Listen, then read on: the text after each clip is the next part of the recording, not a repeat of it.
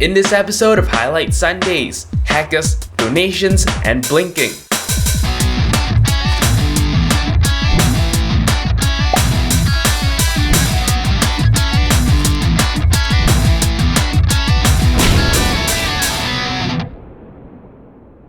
Hello and welcome back to Highlight Sundays. It is the 37th week of 2014 and here are your highlights.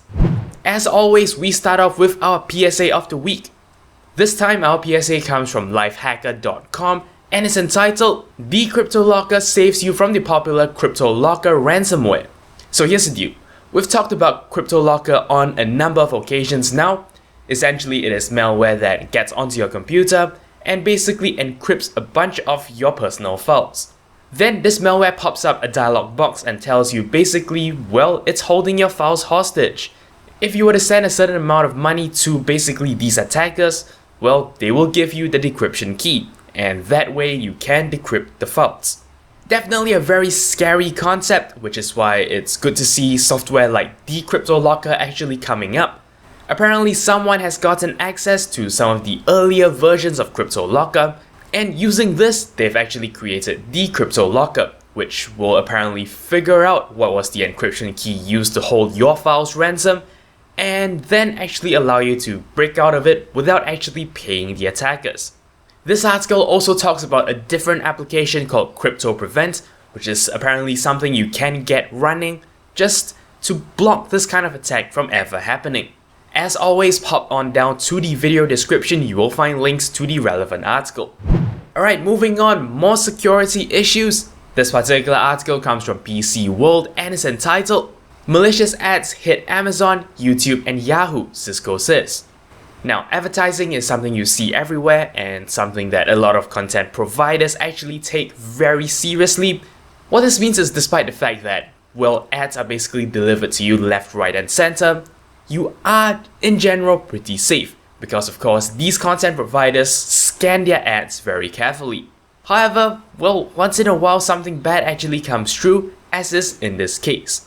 According to the article, basically what this ad does is, when the advertisement is actually delivered to you, your page is actually redirected to whatever the attacker is hosting.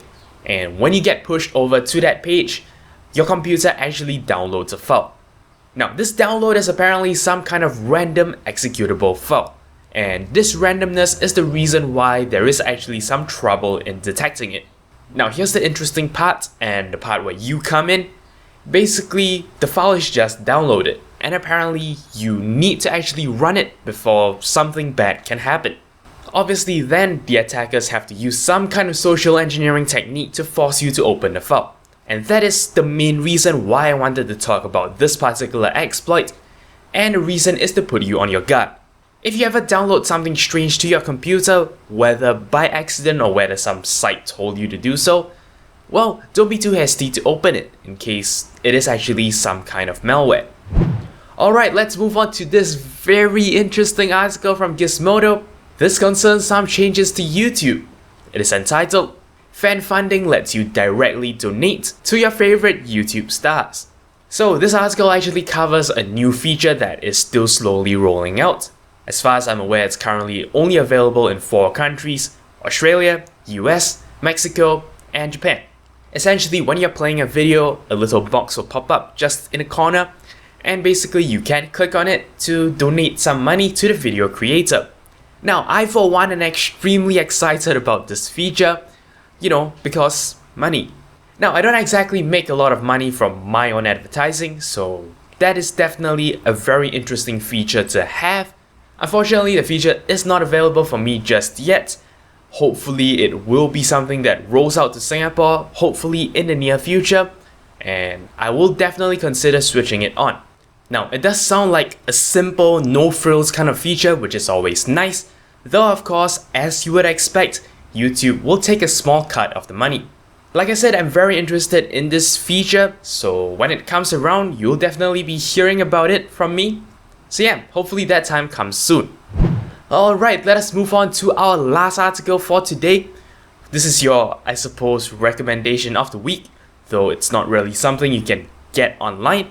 It's just a little tip to make your computing experience better. This article comes from Lifehacker and is entitled Remind yourself to blink more when staring at a computer. Now, as it turns out, we don't actually blink enough when we are looking at a computer or a tablet screen. What this means is if, as part of your computing experience, you get dry or irritated, itchy eyes, well, that might be the reason why. It is just simply the fact that your eyes are drying out because you are forgetting to blink. Now, the article actually comes with some interesting tips about how to time your blinks if you're so inclined, and if you really need something to remind you, it even comes with a download link for an app. Apparently, it's a little small program you run that gives you little notifications about, when you should start blinking. Now, it sounds really silly when I put it this way, but I do feel it is true. I mean, I have my own personal experience about this, and I can definitely say that this does help. So yeah, I guess a little something for you to try out if you ever feel like your eyes are dry when you're sitting at a computer. Alright, that pretty much wraps it up for this episode of Highlight Sundays. Just a very quick vlog segment. I'm sorry for missing out on Highlight Sundays last week. I mean, I was sick for like a day, and well, uni work is starting to pile up. So yeah, this might not be the only break I take in the coming weeks, but I will try to reduce the amount. I will try to squeeze in some shooting and editing sessions. As things stand, I still have a pretty healthy back catalog, so hopefully things will stay that way. Oh yes, and we have actually wrapped up logic components on this channel, and what this means is, of course, starting this coming week, your Wednesday episodes will go back to the random Wednesday episodes.